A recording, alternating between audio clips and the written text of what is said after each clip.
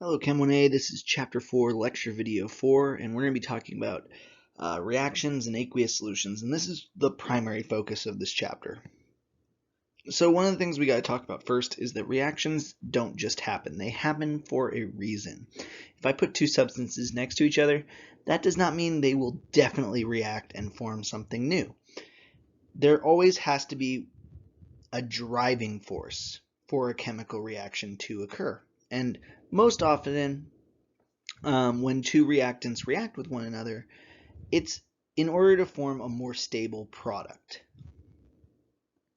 So here are some driving forces that we can visually identify that are the formation of a more stable product. For instance, if you form what we call a precipitate, or in other words, an insoluble solid, so we put two substances together, they're aqueous solutions, they come together and all of a sudden a solid forms. That solid is more stable than the aqueous reactants.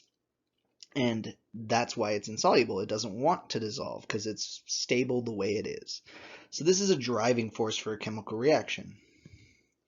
Another example is the formation of a gas. If I mix two aqueous solutions and bubbles start showing up in the reaction or in the flask, that means that a reaction is happening where we're forming a gas. And gases are more stable than stuff that's dissolved in aqueous solutions as well.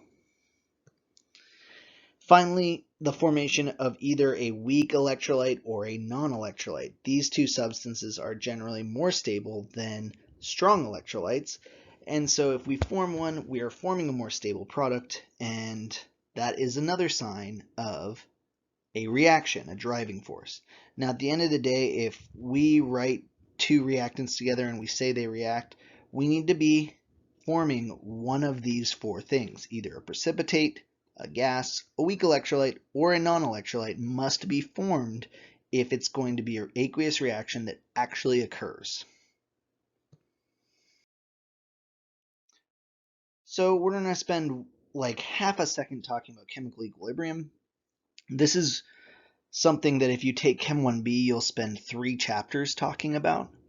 So we always say that reactants go to products, but at the end of the day, sometimes reactions can run in reverse. So for instance, if I have N2 reacting with H2 to form NH3, great. But sometimes that reaction can happen backwards. NH3 can break down into N2 and H2.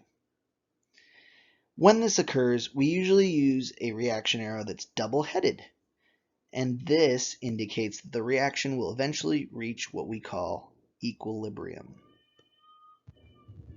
Chemical equilibrium is when the amounts of both products and reactants no longer change.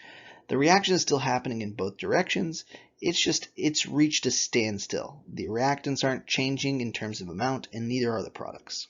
At the end of the day, I'm not going to be testing too much on chemical equilibrium because we spend a large amount of time on this in Chem 1B. So let's talk about some types of reactions. There are two ways we can discuss reactions.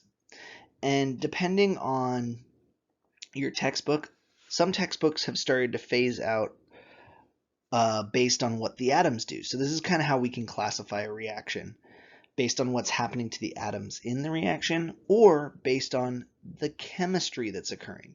Now, primarily, most textbooks are moving towards chemistry, and this is generally the more modern way of classifying different types of reactions. But we can still do it the other way. So let's do it based on what atoms do first. We can talk about this in terms of single replacement. This is one type of reaction, and again, this is categorizing it based on what's happening to the atoms. So in a single replacement reaction, you can kind of see here the A bumps out the B. The B is now by itself, and we form a compound AC. So the A is replacing the B, and we're forming AC and forming B by itself. Something like ZnNO3 2 plus let's say iron, this going to FeNO3 2 plus zinc. right, we see that the iron has displaced the zinc in this chemical reaction. So this is an example of that type of single replacement. Now, the next type is called double replacement, and this is kind of more like we have two dance partners and they just switch who they're dancing with, right? So we have A and B here reacting with C and D, but they're going to switch places, right? So C becomes attached to B and we form CB, and D is going to attach to A and we form AD, right?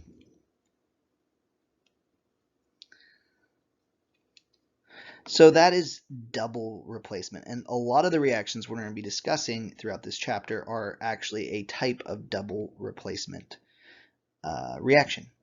Finally, we have synthesis. Synthesis is where we have two substances that are separate and they come together to form a single substance. Now, the C here could be intentional, or we could have two completely different substances coming together to form that, or we could have just had this as AB, either way. Decomposition is kind of like the opposite of synthesis. In synthesis, we have two substances coming together to form a single substance. In decomposition, we have a single substance breaking apart into multiple substances, right? So we have AB breaking apart into two or more. It could be like plus C here. But it breaks apart into multiple substances. All right, so that's how we categorize these reactions based on what's happening to the atoms in them. Let's talk about it based on the chemistry.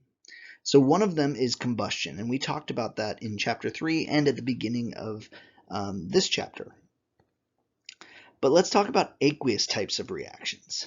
Aqueous types of reactions can be talked about in terms of exchange or double replacement. These two are the same words as we just talked about in the previous, and there's a bunch of different types of double replacement reactions that occur based on chemistry. One of them is called precipitation, and in a precipitation reaction, we form a precipitate, an insoluble solid. Another is known as a neutralization reaction or acid-base reaction. Also a double replacement. In this case, we have a very specific type of double replacement. It involves the reaction of an acid and a base.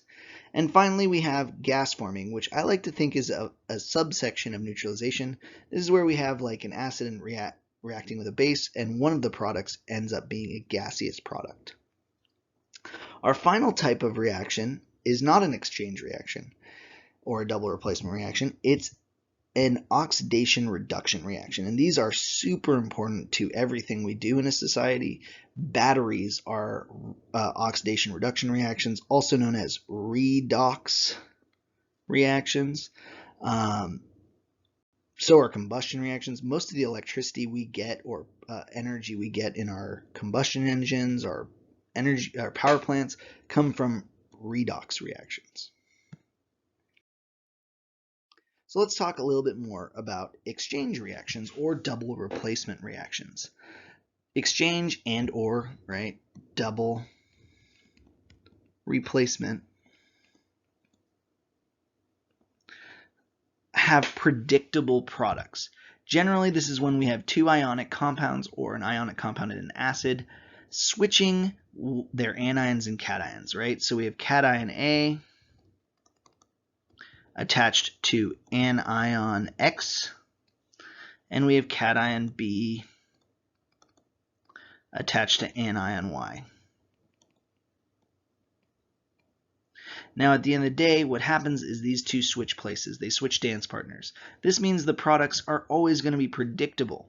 I might not give you what the products are for an exchange reaction or a double replacement reaction because you should be able to predict it based on what the reactants are in the reaction. So the anion of A becomes attached to B, right? X is now over here attached to B. The anion of B becomes attached to A. Y is now attached to A over here. This makes the products predictable, like I said, and you're going to need to be able to predict what the products are of double replacement reactions. Okay, so let's talk about a precipitation reaction. Precipitation reactions are double replacement reactions. It's just one of our products is insoluble. Earlier in this chapter, we learned about the solubility rules. These are going to be important when predicting whether we formed a solid product. So for instance, if we look at this reaction here, we have lead 2 nitrate, PbNO3 and Ki. And for the time being, we're going to kind of just cross out this 2 here. All right, maybe use blue. Okay, now let's predict our products here. I know that the K is going to be attached to the nitrate. Now here's the important part.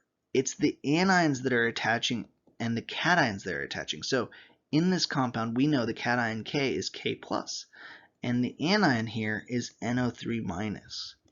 Now, so we need to create an ionic compound that is composed of these two ions. So when we do that, we know they're both plus and minus, so this is just KNO3. The next product is going to be the other one. The I here, which is I minus, is going to attach to the lead here, which we know is lead 2 plus because there are two NO3 minuses. This means when I bring these two together, my formula is going to be PbI2. Why 2? Well, because we have a -1 charge on the I and we have a 2 plus charge on the lead. Now, next is figuring out what the physical states are. So we need to put in the physical states. We need to use the solubility rules to do this. I know K and nitrates, when they're present, that is an always soluble ionic compound. So I'm going to put aqueous here next to that because I know it's in a water environment, and if it's always soluble, it's definitely going to be dissolved. However, iodide, I-, these guys are almost always soluble, except when attached to lead. So this compound is actually going to be in the solid state.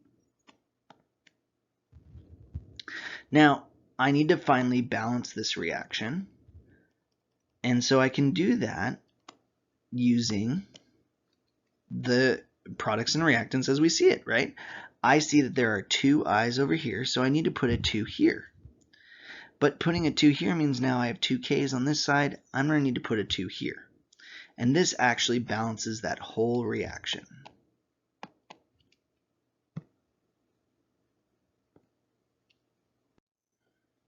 So, now whether or not we actually form this solid here is always going to be based on our solubility rules, like I mentioned. Now, if there is no precipitate, no gas, no weak electrolyte, no non-electrolyte formed, remember these are the 4 driving forces. If we do not form one of them and it's an aqueous reaction, that reaction just does not occur. And so we wouldn't write anything here if that was the case, and we'd write NR for no reaction because we didn't form a solid, we didn't form a gas, we didn't form a weak electrolyte or a non-electrolyte. In this case, that's obviously not true. We did form a solid, so this reaction does in fact happen. Let's look at it. Actually, I have a little bit of a video image here. This is actually this reaction, and you see this cloudiness here that we get in the test tube in a second. That is actually a solid being formed. In this case, a yellow solid is being formed, and that's PbI2. It's a yellow solid. All right, so just to finish off this, just to kind of give you an idea, whenever we form a precipitate in an aqueous environment, the precipitate shows up as like an opaqueness or a cloudiness in the solution. Each one of these colors here are due to a precipitate being formed between the two substances we're adding together, right? So in this one over here, we're adding silver nitrate and potassium chromate, and our actual precipitate is going to be lead or silver chromate. We're reacting here iron 3 chloride and sodium hydroxide, and our precipitate is lead 3 hydroxide. Lead 2 nitrate reacting with ammonium sulfide to give us lead 2 sulfide. Lead 2 nitrate, potassium chromate to give us lead 2 chromate. So this is kind of one of the things that you might see in your simulations, or if we were to do these labs in person. This is an evidence that we formed a precipitate, and therefore this reaction did occur. All right, as always, if you have any questions, please let me know.